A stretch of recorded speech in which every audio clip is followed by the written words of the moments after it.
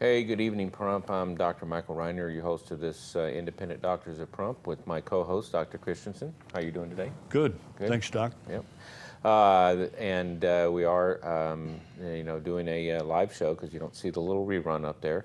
And, the number to call in is 727-8750. And we always appreciate, your calls and questions because I try not to do a scripted show anymore, which is topics, because I get too many questions, and we enjoy those because they make the show livelier.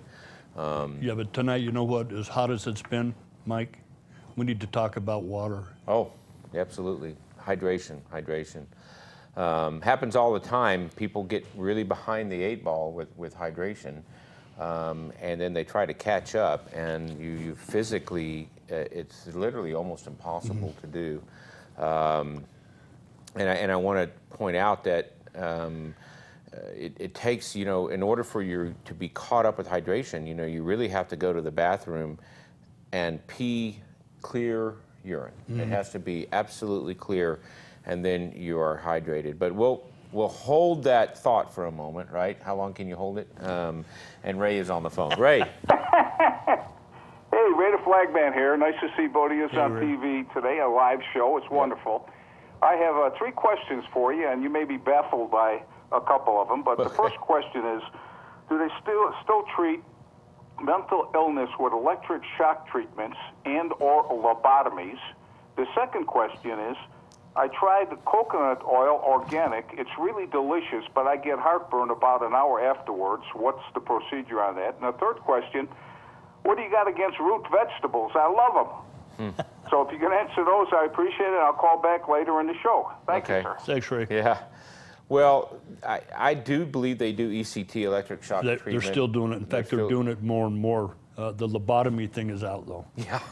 There's a few people that need a lobotomy, but I don't know if you can get anybody to do that. But in fact, I think that was Dr. Carson's great statement early on in the Republican debates. They got him a lot of bonus points when he started talking about how most of Washington had a lobotomy at some point, and that was a really good. But for severe depression, they are doing the electric shock and having great results with it. And the way I understand it is the procedure is it redirects the neural pathways, develops new neural pathways for these people that are suffering with depression. Yeah, it's really chronic, severe depression that they do in the institutions. Nobody's doing it outside of the institution that I'm aware of. And it does maybe even redirects and resets some of those electronic mechanisms. And that's one of the things that, but it has to be, inside that setting, and they have to be basically non-responsive to, multiple therapies, counseling, medications, and things of that nature. So those are the things that they look for, the electroconvulsive or ECT, electroconversion therapy, whatever it is. But yeah, it works for some people, and they have a lot of different variation in medications, different trials, different things of that nature. But it's those people that are really, really severe, and probably more suicidal than anything else. So coconut oil, well, I can't really understand why you have the reflux or the problem afterwards. The only thing I can think of is that what ends up happening in that situation is the oil actually may be causing some biliary distress. So it's possible that you may even have gallbladder issues, unless your gallbladder has been removed, and I don't remember that being the case. But if your gallbladder is removed then sometimes that oil could be hanging around in your system. So, and you could have a little sensitivity to it. It's hard to know. What can you do about it? Probably maybe an acid 30 minutes after you eat. Maybe help to buffer that if it's causing an increase in acid secretion. Maybe it helps to empty your stomach. Maybe it helps to denude the stomach line. There could be a lot of different issues there. I have to know more a little bit about what really happens. If it's every time you eat, then it's probably related to that. If it's just certain things, if you're reclining afterwards. I had to explain this to somebody the other day, and I'm going to digress for a second on that. But it was a good friend of mine, and he had open heart surgery, And afterwards, he's never really gotten much sleep after that open heart surgery. And I know it resets your mechanisms in the hospital and all that stuff, and depression could be setting, but he is on an antidepressant and he is doing it, but his concentration is going down, and his sleep is going down because he's losing, you need that reset, that sleep at night. And I talked about, he basically, what he does is he has one of these elevated beds. So you get like a Craftmatic or, a Sleep Number bed and whatever you're doing. Well, that's fine, but your body really needs to stretch. Your body, as I do, you need to stretch out.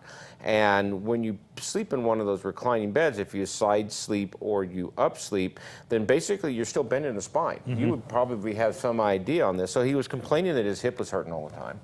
And if he's a side sleeper, which most people do to help breathe at night because they may be sleep apneic and they're not on oxygen, and they do that, well, what are they doing? Well, they're decompressing one side of their spine, but they're compressing the other side, correct? Yes.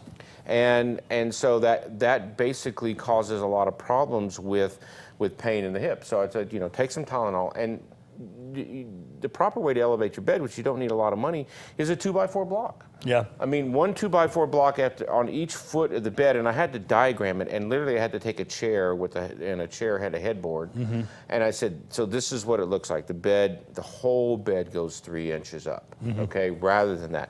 And what it did was it decongested him. He could breathe easier. He slept better. He didn't want to jinx it, but after a couple of nights, taking 500 milligrams of Tylenol, he actually was sleeping 4 hours. Good. So that really helps. I know Ray had one more caller, but I guess we have a call-in and a question mark. So who is the caller? It's a mystery caller. Hello? Hello?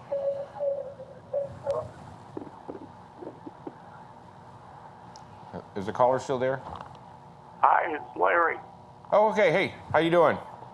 I just want people to understand, especially to watch out for their older friends in this weather.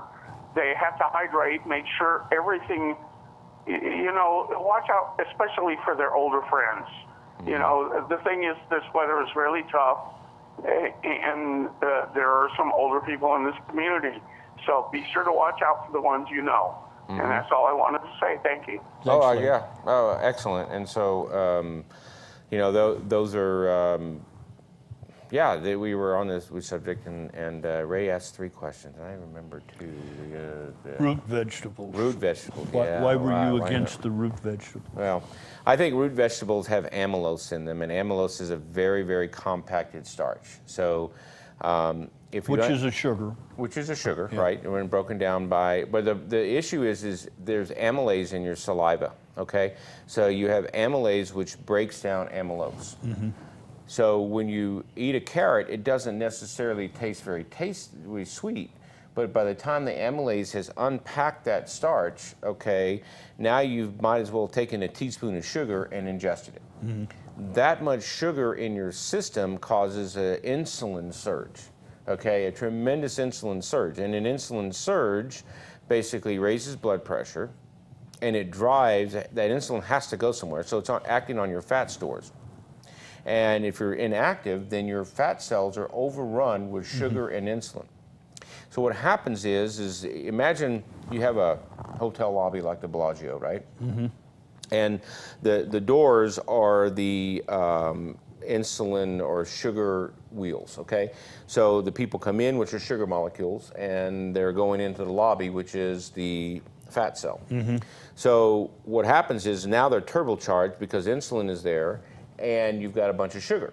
So the lobby fills up with sugar molecules. So your fat cell fills up with sugar molecules. And when it does so, it gets overcrowded. So what happens? The fire marshal shows up at the Bellagio and says, you got to leave. But you can't leave through the door you came in because there's too many people coming in. So you got to leave through the back door. And when you leave through the back door, you don't go out the same way you came in. You go out as free fatty acids, okay? Free fatty acids are like triglycerides and things of that nature. What happens when your liver sees sugar and free fatty acids? It thinks you're starving. So what does that do? Then it doesn't store glycogen that gets you through the next meal. So after this whole battle is over with, okay, the only thing that has won, the fat gets stored in your liver. That's how you get a fatty liver. The fat gets stored in your fat, that's how you get fatter. And you've made all this insulin, that's how you become insulin-resistant diabetic. So that's why I don't like root vegetables, because they lead to weight gain and they lead to diabetes, okay? And people don't realize, I see people sitting at their desk all day long eating those little baby carrots with ranch dressing, as we talked about earlier, right? And so you have to give up the root vegetables if you want to lose weight. Now, if you're an active runner, if you're active and you need fast sugar that's going to work, great, have no problem with that, okay? But if most people are not marathon runners and most people are sedentary, so that's what the issue is. Marvin, you there, Marvin? I are. Yes, I are. Okay, what can we do for you? Now, you were talking earlier about that spine. A couple of months ago, several months ago, I hurt my back on the roof, hauling some roofing up there. The weight was 85 to 125 pounds. I hurt the lower part of my back. I've seen these commercials on laser surgery. Do you know much about it? I don't want to go into a chiropractor. I talked to you a couple of weeks ago about that. You have an office over by the VA. I don't want somebody twisting on my back. Do you know much about that laser surgery? I know that it is not Medicare approved yet because it hasn't been out long enough that I'm aware of. That's true. And so it's not something that you will reimburse from Medicare, because they're real funny about reimbursing for things that aren't proven. So I've had people that I've told that to and have not gone, so I haven't seen any patients come back. Have you? No. Yeah. So I think it, I want to say it's, you know, the jury is still out on it, Marvin. And you would be taking your risk and you would be paying money, and I don't know what the end results would be. So that's where, as far as minimally invasive, yes it is. As far as being effective, I don't know what that answer is. Oh, maybe your advice that you're not saying would be stay away from that until they get it. Yeah, if Medicare starts to approve it, then it's going to basically be effective, and it's going to have Medicare is not going to pay for something that is still experimental and still not working. But Marvin, if you want to, we're going to go to break, and if you have any other questions, just hold the phone. We'll pick you up in the next 5 minutes, okay? So just hang on there. We'll be right back. Pahrump, thank you for tuning in.